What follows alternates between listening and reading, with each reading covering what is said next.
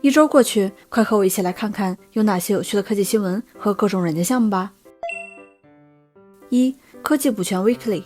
自从我做科技补全节目以来，几乎每期都会推荐一些好用的软件和开源项目，20多期下来累积了非常多的资源，但这些内容散布在各个视频里，很容易会找不到，使用起来不方便，所以很多观众要求我进行整理，集中发布。于是我在 GitHub 创建了一个文档项目，用来保存每周视频中讲到的软件和项目，方便大家进行随时查看和搜索。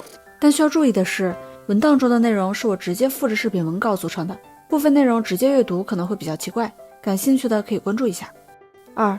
Hello GitHub。Hello GitHub 是一个分享 GitHub 上有趣入门级的开源项目的开源项目，目前已经发布了104期，分享了无数内容。如果你对各种开源项目感兴趣，可以关注一下。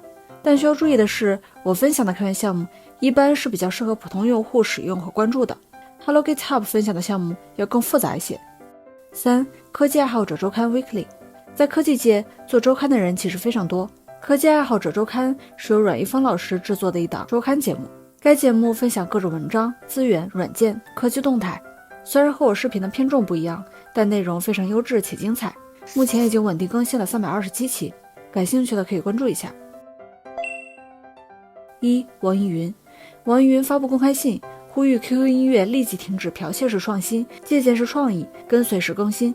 信中称，10月25日，网易云更新了播放器 DIY 功能，11月23日 QQ 音乐就内测了相同的功能，并列举了 QQ 音乐2020年、2021年、2022年、2024年等多次类似的借鉴事件。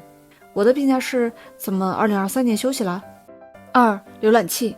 Chrome 联合 Vivaldi、Waterfox、Opera 等多个浏览器成立了浏览器选择联盟。该联盟的目的是共同抗议微软在 Windows 系统上采用暗黑模式、误导欺诈策略等手段推广自己浏览器，并限制其他浏览器的行为。3. 银狐。国家计算机病毒应急处理中心发布文章，称发现了一种名为银狐的新木马，攻击者构造财务、税务等主题的钓鱼网页，通过微信群传播该木马病毒的下载链接。4. 手机发布会。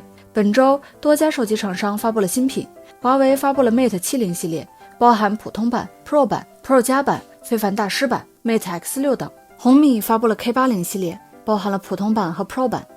vivo 发布了 vivo S20 系列， iQOO 发布了 Neo 10系列。5. Steam。 2024年 Steam 秋季特卖开启，大量游戏已经开始优惠，多款游戏迎来历史最低价。2024年 Steam 大奖提名投票也同步开启，玩家可以为11个奖项提名，投票自己喜欢的游戏。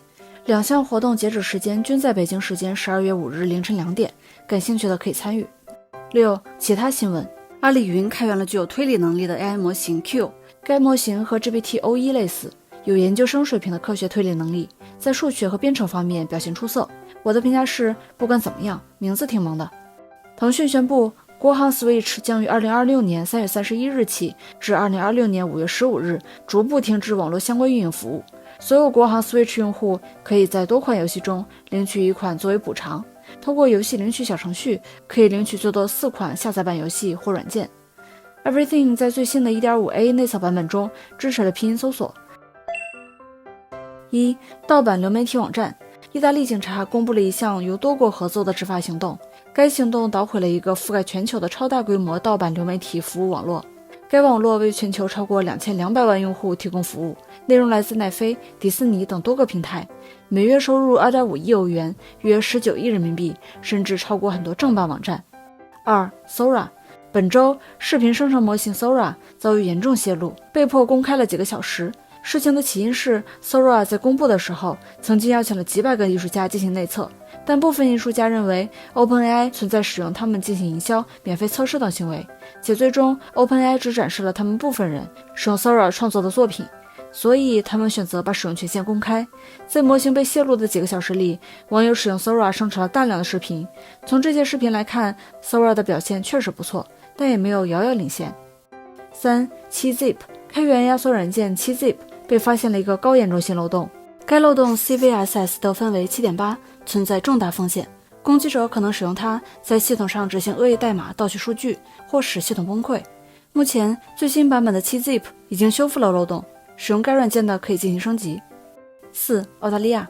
澳大利亚国会和参众两院通过了一项禁止16岁以下未成年人使用社交媒体的禁令，该禁令要求 Instagram、Facebook、TikTok 等平台需要采取措施，禁止未成年人注册。如果违反禁令，可能会面临高达4950万澳元的罚款。5. 程序员。斯坦福大学团队对美国数百家大型科技公司约5万名程序员进行了研究，发现有约 9.5% 的程序员上班几乎什么都不干，或者效率极低。这其中有 58% 的人每月提交代码小于3次，剩下的 42% 只会随便改几个字符，假装自己在工作。6. Cloudflare。2024年10月14日，知名互联网服务提供商 Cloudflare 发生事故，导致 Cloudflare Logs 服务中断约 3.5 小时。在这期间，有约 55% 的日志丢失，没有成功发送给用户。Cloudflare 发布博客道歉，并总结了问题原因。7. 微软。本周微软的小道消息有点多，我给大家简单总结一下。